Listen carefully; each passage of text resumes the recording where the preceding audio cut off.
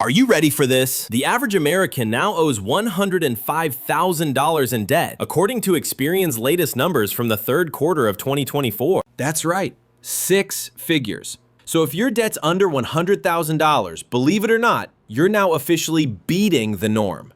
Wild, isn't it? And yet, the nation's total debt has soared past $17.5 trillion, and payments are still climbing. If you're a parent stressed about bills or just working hard to keep up, you are definitely not alone. Today, I'm breaking down the real numbers no one is talking about and what they mean for people like you and me. Let's see exactly how you stack up. Welcome back, everyone. Ray here with Ray Invests, coming to you from my backyard in Miami Beach. Last month, I was on the sands at Stinson Beach, and it feels good to touch down and film for my community again. Today, I want to hit you with what I call a personal finance reality check.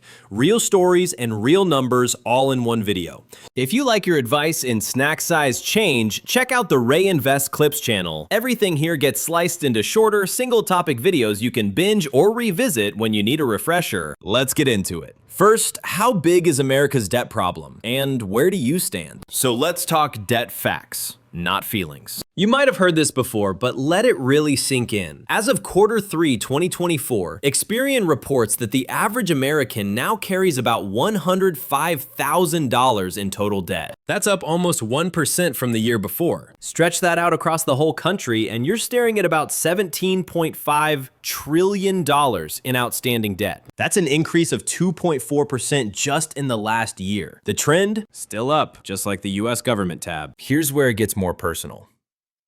The average loan payment is now $1,237 a month, according to Experian's data from the start of 2025. That's up from $1,199 just a year prior. Pause and do the math. Over $1,200 of average household income every single month gone before you even pay the rent or put groceries on the table. Check out this debt category breakdown. Mortgages, still the biggest slice, no surprise there. Personal loans and student loans. These are the only two types that have actually shrunk in the last 12 months. Every other category is on the rise. Credit card balances, up 3.5% year over year.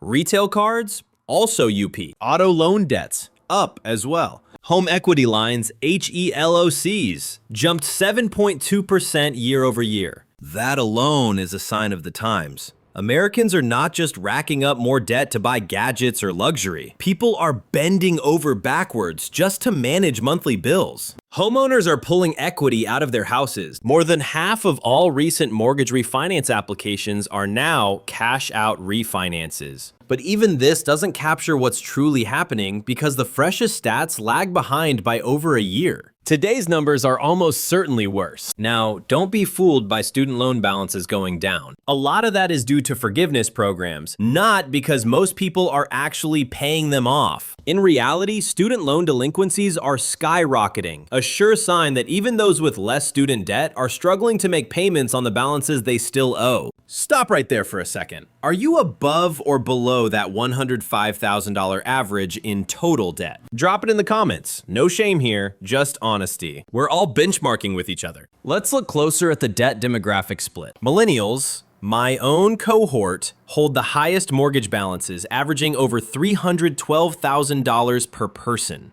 Gen X, they're leading not just in credit card balances, but in all non-mortgage debts, including the highest average car loan debts. In plain English, our middle-aged population is feeling the deepest financial squeeze. I keep telling viewers, escape the debt cycle whenever you can. But it's not easy, especially with the way inflation is eating up earnings. And here's a question I see all the time in the comments. If inflation erodes your money's value, why bother paying off debt? Doesn't hyperinflation help the indebted? Well, sort of, but it's a double-edged sword. Sure, hyperinflation can erode debt, but it also makes it impossible to build wealth, buy assets, or get ahead right now. If every spare dollar goes to monthly payments, you're missing the chance to own anything that actually benefits from inflation, like real estate, gold, or other hard assets. And none of us can predict exactly when or how those economic shocks will hit. Let's make this practical. The so-called 28-36 rule says you shouldn't spend more than 28% of your gross monthly income on total debt. Honestly, that's already pretty aggressive because nobody actually takes home their gross pay, right?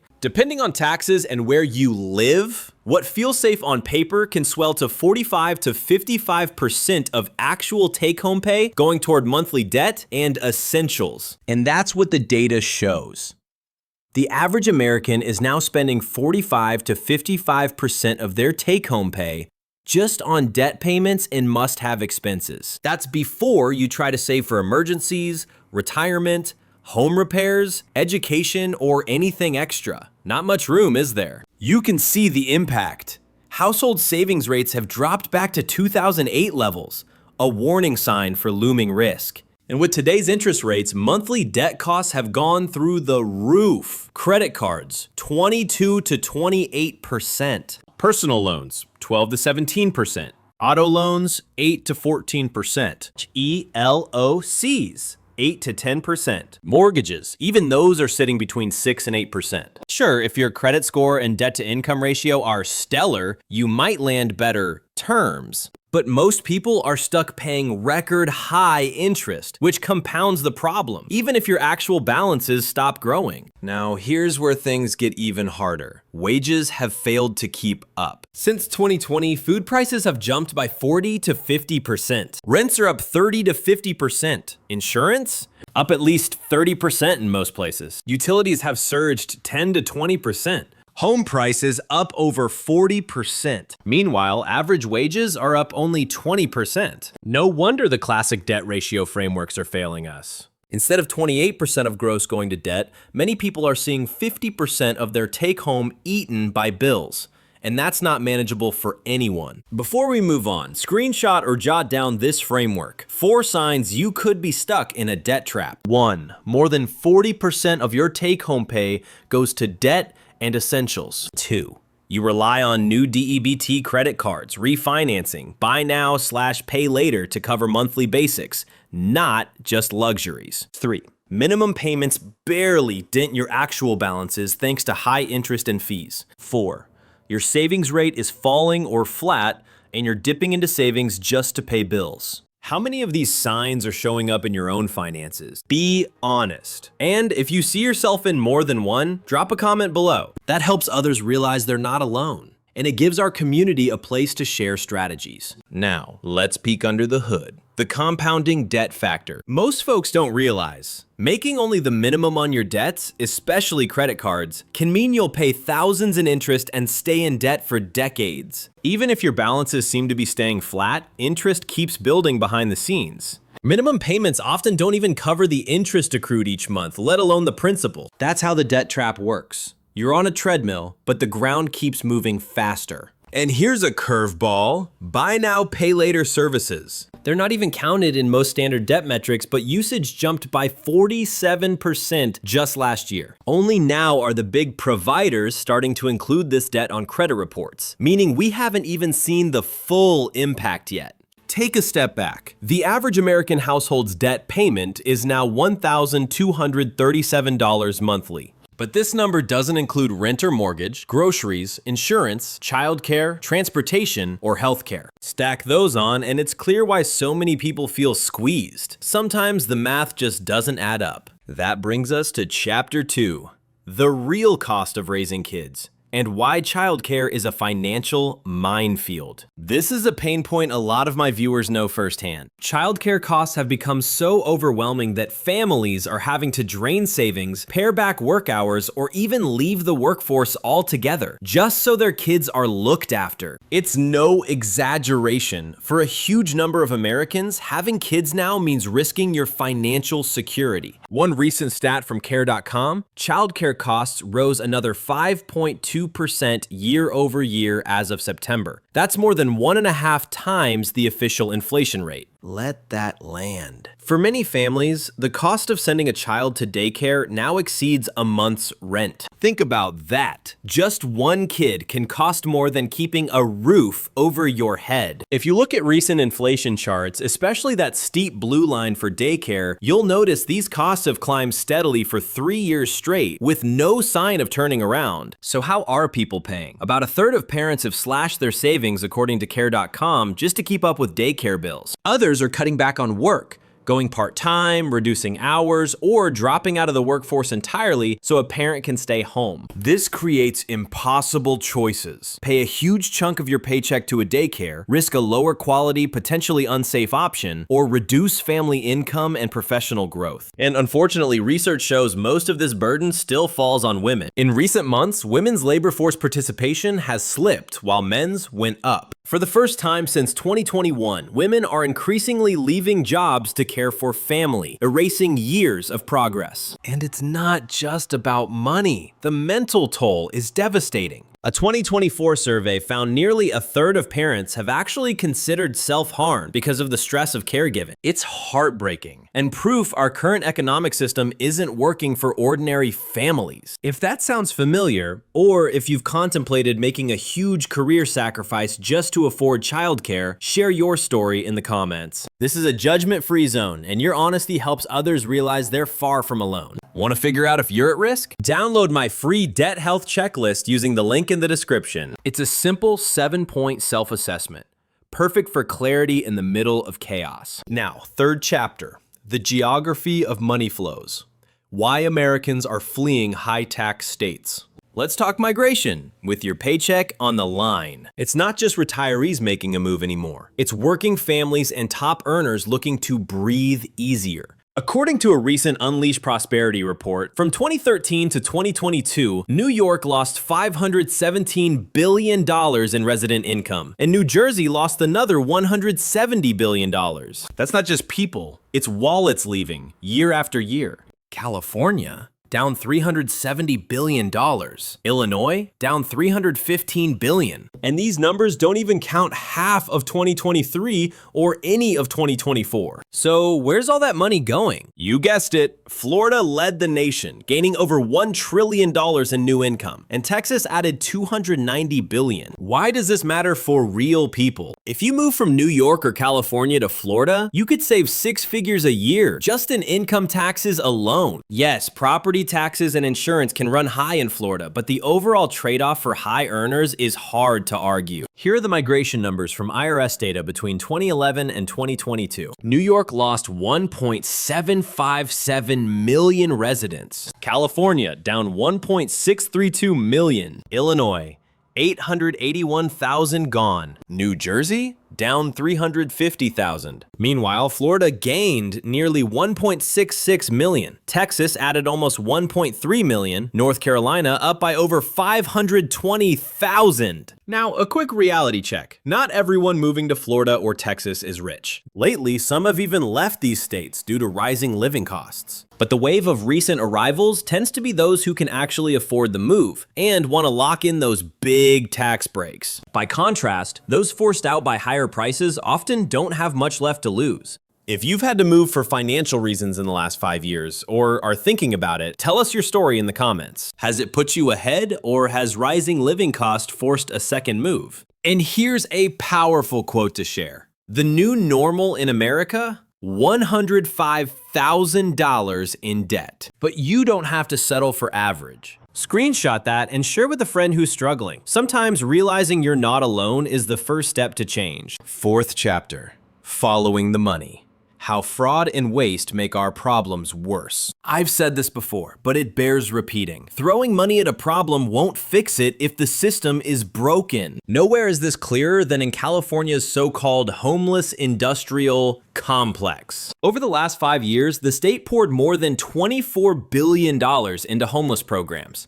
Has the problem improved? Actually, the reverse. Homelessness continues to hit record highs, and stories of fraud are now making the headlines. Let me highlight 2 recent cases. Cody Holmes, age 31, the CFO of Shangri-La Industries, a Beverly Hills company, was just arrested for allegedly submitting fake bank records to secure $25.9 million in state homelessness grants. Authorities say he then used over $2 million for personal spend, including luxury shopping trips. He faces mail fraud charges, with each carrying up to 20 years in prison. Stephen Taylor, a 44-year-old from Brentwood, is facing multiple counts, 7 for bank fraud, 1 for aggravated identity theft, 1 for money laundering. Prosecutors allege he submitted faked financials to get loans for personal real estate, bought an $11.2 million Beverly Hills home, then tried to flip it to a state-funded homeless housing housing developer for $27.3 million. If convicted on all charges, he could serve 30 years per fraud count, 10 years for money laundering, and 2 mandatory years for identity theft. And these aren't isolated incidents. California recently launched a special fraud task force to investigate where the rest of this $24 billion really went. And early findings suggest widespread embezzlement. Sadly, money meant for good often never reaches those in true need. Here's a moment that gave me pause. My last few visits to In-N-Out Burger in California, they asked customers to round up at the register for homeless relief. You might think, what's the harm? But with rampant stories like these, it's impossible to know whether donations make a difference or just line the pockets of bad actors. For me, if a person asks for food, I offer a meal, not cash, and I never shame anyone for giving. But I truly believe solving big issues like homelessness takes more than just throwing money. To everyone who wants to make a difference, remember, transparency and accountability matter as much as generosity. And whenever you hear a politician say, just tax the rich more to fix it, know that billions have already walked out of high-tax states, sometimes with good reason. We've covered a lot of ground. Let's quickly recap and then talk about what you can do next. Quick recap. The average American's $105,000 debt isn't a personal failing. It's now the norm, but that norm is not healthy. 45 to 55% of take-home pay vanishing each month to debt and essentials puts most families under constant stress, especially given household costs have soared since 2020. Major life expenses, especially childcare, are becoming unaffordable, forcing millions to dial back work, drain savings, and choose between critical priorities. Migration is reshaping the financial MAP of America, but escaping high-tax states comes with trade-offs, especially as inflation squeezes even winner states. Throwing money at dysfunction rarely solves the root issues. Instead, transparency, education, and collective action matter most. Based on everything we've unpacked, here are actionable steps. 1. Benchmark yourself. Calculate your total debt, all categories, and compare it to the $105,000 national average. 2. Assess your debt trap risk using the 4 signs or the downloadable debt health checklist. See description. 3. Analyze your essential costs. What percentage of take-home is eaten by debt and basics? Is it over 45%? If so, it's time to rework the numbers or seek professional advice. 4. If you're considering a move for financial relief, weigh all the costs and benefits, including housing, insurance, taxes, and lifestyle. 5. Pause before donating to causes with big headlines. Research whether your dollars are helping real people or getting lost in bureaucracy. You don't have to tackle everything in a day. Start by calculating today's debt-to-income ratio, then set a mini goal for the week. Review your biggest category of debt and, if possible, automate an extra payment for next month. In 30 to 90 days, reevaluate using the debt health checklist. Long term, the real progress comes from monthly reviews and sharing wins or setbacks with a supportive community. You'll start to see real clarity in your budget within a month if you follow this framework. Over the next 6 to 12 months, you should see measurable changes, especially if you use checklists and track savings rates or debt paydown milestones. Comment below, are you above or below today's debt average? And which debt trap sign has hit you hardest? Your story could help someone else. If you found this helpful, subscribe to Ray Invests right now and turn on notifications. I break down everything the big banks, governments, and media ignore, always with real numbers and no hype. Want the practical worksheet I use with my coaching clients? Download the free debt health checklist in the description. In the next video, I'll share more on building a realistic household budget and what the new wave of side hustles means for your long-term security. One last thing. This video is for informational purposes only. For personalized debt management or financial planning, always consult a certified financial advisor. See you in the next one.